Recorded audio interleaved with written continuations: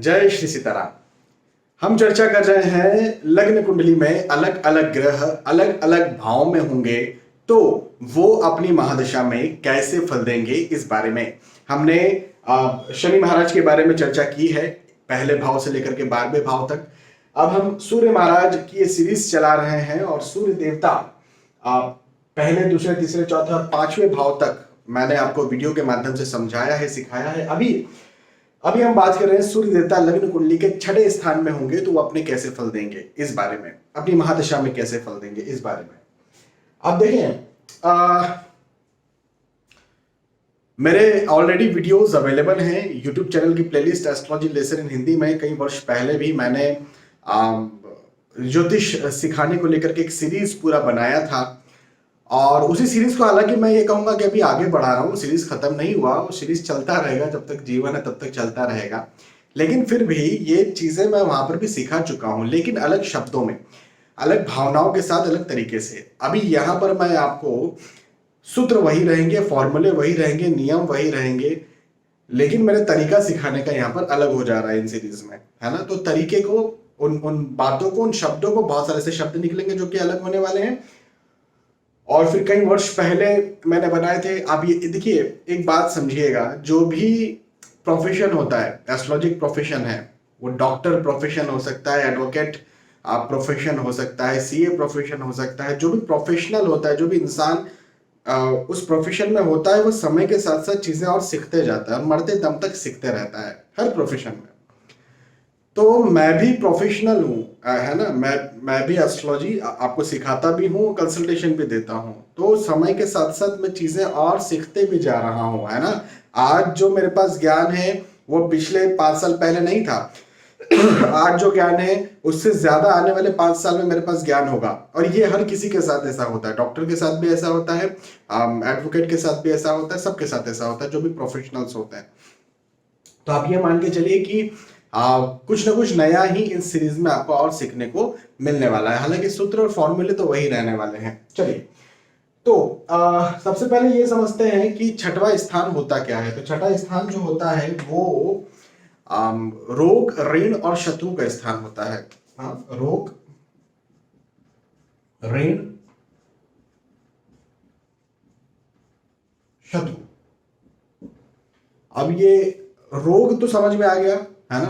रोग, अच्छा, रोग भी क्या, तो रोग 2 प्रकार के हो सकते हैं, एक शारीरिक रोग होता है, एक मानसिक रोग होता है ना। 2 प्रकार के रोग होते हैं, तो दोनों रोगों को हम कह सकते हैं 6वां स्थान होगा, है ना। ऋण मतलब कर्जा, लोन, डेप्ट, ईएमआईज आजकल चलती हैं, नया शब्द है ईएमआई, ऋण का, तो उसे हम कहेंगे 6वां स्थान।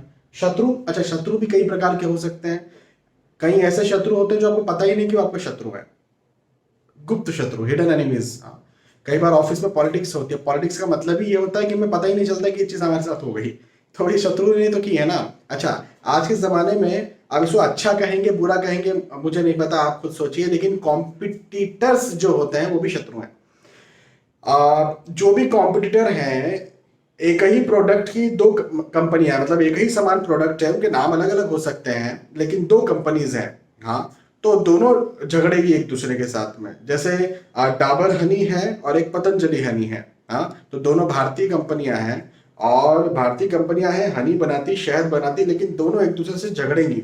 यदि कहीं एडवर्टाइजमेंट देंगी या किसी शॉप पर जाएंगी तो वो बोलेंगी कि नहीं नहीं, उनका हनी खराब है, खुद का हनी अच्छा है, वो तो तब तक तो ठीक है अपनी जगह, लेकिन उनका खराब है, उनमें ये कमी है, उनमें ये समस्या है। अब इसे आप अच्छा कहते हैं, बुरा कहते हैं, ये आप खुद सोचिएगा, लेकिन जो किसी को बुरा कह रहा है वो भी तो शत्रु हुआ ना, वो उसे डाउन करना चाह रहा है ना, उसकी सेल को डाउन करना चाह रहा है ना।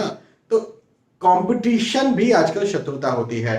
तो जो कॉम्पिटिटिव एग्जाम्स होती हैं, जैसे आप किसी एग्जाम के लिए बैठे, कोई गवर्नमेंट जॉब के लिए बैठे, उसमें सीट है केवल 10 और आप बैठे हुए हैं 1000, 10,000 तो कहीं ना कहीं वो भी आपके शत्रु हो गए कि आपसे वो लड़ रहे हैं, है ना। ये देखो, फिर मैं वही कहूंगा, आप इसको सोचिएगा कि शत्रु हैं कि नहीं है, लेकिन यहां पर इसको 6ठे स्थान से ही देखा जाएगा, ठीक है। तो ये जो 6ठा स्थान है पूरा इन सब चीजों को रिप्रेजेंट करता है। अब सूर्य महाराज कौन है, तो वैसे तो सूर्य महाराज आपकी प्रतिष्ठा है, सम्मान है, मान है, हड्डी मांसपेशियों को भी रिप्रेजेंट करते हैं सूर्य महाराज, और आत्मा के कारक भी कहे जाते हैं। ठीक है, तो सूर्य महाराज बहुत ज्यादा महत्वपूर्ण ग्रह हो जाते हैं, क्योंकि मान सम्मान और प्रतिष्ठा हमारे लिए सबसे पहले नंबर पर आता है। हमारी तारीफ, हमारी तारीफ के लिए हम क्या नहीं कर जाते, तो तारीफ सबसे पहले नंबर पर आती है, तो वो सूर्य महाराज उनके कारक हैं। अच्छा, सूर्य महाराज की सातवीं दृष्टि होती है, इसका क्या मतलब है? इसका मतलब ये है कि जहां पर सूर्य देवता बैठेंगे वहां से सातवें भाव को भी प्रभावित करेंगे। तो 1 2 3 4 5 6 7 मतलब इस भाव को भी प्रभावित करेंगे। और ये भाव क्या है? ये भाव है 12th हाउस, 12वां भाव। और 12वां भाव क्या है? अगेन ये भी खराब भाव है। हाँ, कैसे खराब भाव है? इस भाव को हम वैसे तो विदेश का स्थान कहते हैं, तो वो तो ठीक है, लेकिन इसके अलावा दवाई गोली के खर्चे, मेडिसिन के खर्चे, है ना, फिजूल के एक्सपेंडिचर्स, फालतू के खर्चे, हाँ, स्थानांतरण होते रहना, एक जगह स्टेबिलिटी ना होना, यात्राएं होते रहना, है ना, मन का स्थिर ना होना, है ना, इसे भी 12th हाउस से देखा जाता है। तो क्या हुआ, ये दोनों ही भाव चूंकि खराब है जहां सूर्य देवता का प्रभाव होगा, और छठवां स्थान तो अपने आप में खराब होता ही है।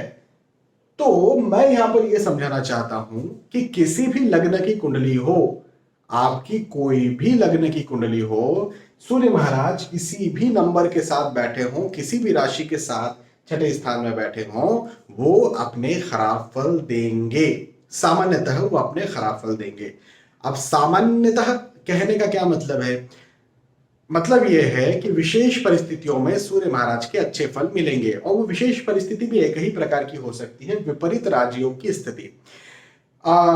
वो अच्छे विपरीत राजयोग की स्थिति क्या होती है, उसमें क्या अच्छे फल मिलेंगे, इस बारे में हम आगे चर्चा करते हैं।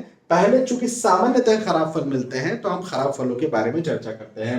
चाहे लग्नेश हो, चाहे कोई भी हो सूर्य देवता, चाहे कोई भी लगन की कुंडली हो, चाहे कोई भी नंबर हो, यहाँ पर सूर्य महाराज जो है चूंकि रोग ऋण शत्रु के भाव में बैठे हैं, और इस भाव को जो होता है ना, ये हमारे पेट के निचले इस स्थान को भी इंडिकेट करता है, ये वाला भाव।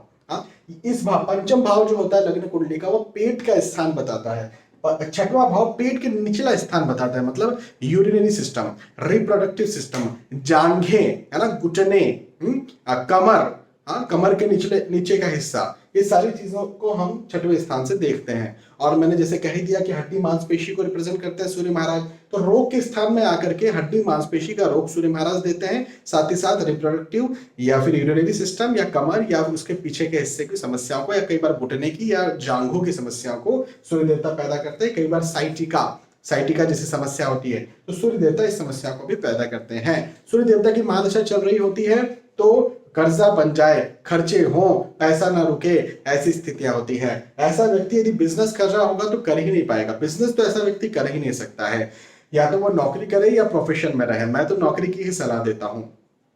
नौकरी में भी रिस्की इन्वेस्टमेंट व्यक्ति करे, नहीं कर सकता। रिस्की इन्वेस्टमेंट करेगा तो पैसा जाने ही वाला है, तो उसे सेफ इन्वेस्टमेंट्स ही करने पड़ेंगे।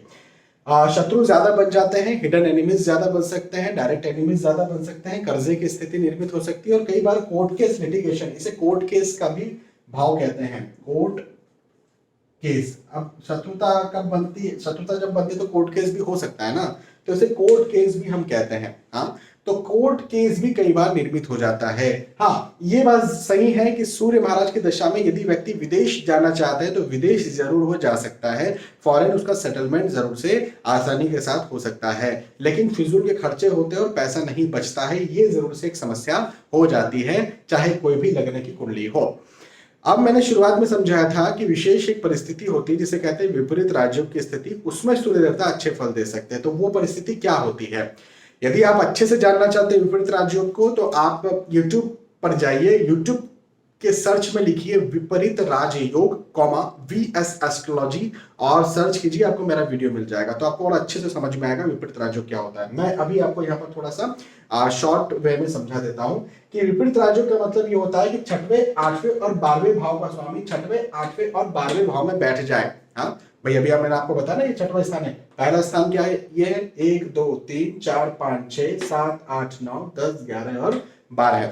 तो छठवें, आठवें, 12वें भाव का स्वामी छठवें, आठवें, 12वें भाव में कहीं पर भी बैठ जाए, और दूसरी शर्त, लग्नेश की स्थिति अच्छी हो, लग्नेश कुंडली में बलशाली हो, अच्छी जगह बैठे हो, अच्छा फल देने वाले हो, किसी खराब ग्रह से दृष्ट ना हो, परेशान ना हो, तो विपरीत राज्यों की स्थिति बन सकती है। जैसे कि एग्जाम्पल की मैं बात करता हूं, मान के चलिए यहां पर चलिए यहां पर 5 नंबर आ गया, यहां पर 6 नंबर आ गया, है ना। अब क्या हुआ है कि मैंने बोला था 6वें 8वें 12वें भाव के स्वामी 6वें 8वें 12वें भाव में कभी बैठे होंगे, तो 12वें भाव के स्वामी हैं वो कहां पर बैठ गए, 6वें स्थान पर, 5 नंबर मतलब सिंह राशि। हाँ, तो 12वें भाव के स्वामी 6वें भाव में बैठ गए, तो पहली शर्त तो ये पूरी हो गई। लेकिन अब लग्नेश कौन है, बुध, 6 नंबर यानी कन्या राशि, बुध की राशि। अब इन्होंने भी कहीं अच्छे बैठना, तो यहां पर बुध महाराज आकर के बैठ गए, है ना, मतलब उच्च राशि के बैठ गए। डिग्री वाइज भी प्रबल है, 18 डिग्री के बुध बैठे हुए हैं, कोई खराब ग्रह उन्हें देख नहीं रहा, और ये भी अच्छे प्रबल है, मान के चलिए ये भी 18 डिग्री में बैठे हैं, इन्हें भी कोई खराब ग्रह देख नहीं रहा है। तो अब ये स्थिति विपरीत राज्यों की स्थिति हो सकती है, लेकिन ऐसी स्थितियां बहुत कम बनती है। इस वजह से हम कहते हैं कि विपरीत राज्यों में सामान्यतः बहुत कम, मतलब मैं यदि 5-6 हजार कुंडलियां देखूं तो जाकर के एक आध कुंडली विपरीत राज्यों की आ सकती है ना। तो इस प्रकार से स्थितियां बनती है। खैर सामान्यतः चूंकि खराब फल मिलते हैं, लेकिन यदि विपरीत राज्यों में आ गए तो फिर क्या फल मिलेंगे ये भी जानना जरूरी है।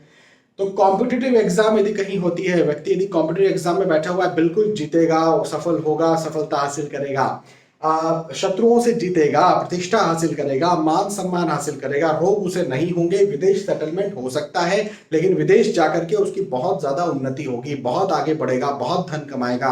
पैसा खर्च होता है ये बात हम मानते हैं, लेकिन पैसा आता भी बहुत सारा है, तो ये बात भी हो जाती है। तो ऐसी स्थिति में सूर्य महाराज की दशा में व्यक्ति बहुत सफलता हासिल करता है, यदि विपरीत राज्यों की स्थिति में सूर्य देवता आकर के बैठे हैं, पूरी शर्त पूरी कर रहे हैं तो, ठीक है। तो इस प्रकार से सूर्य महाराज के फल 6ठे स्थान पर मिलते हैं।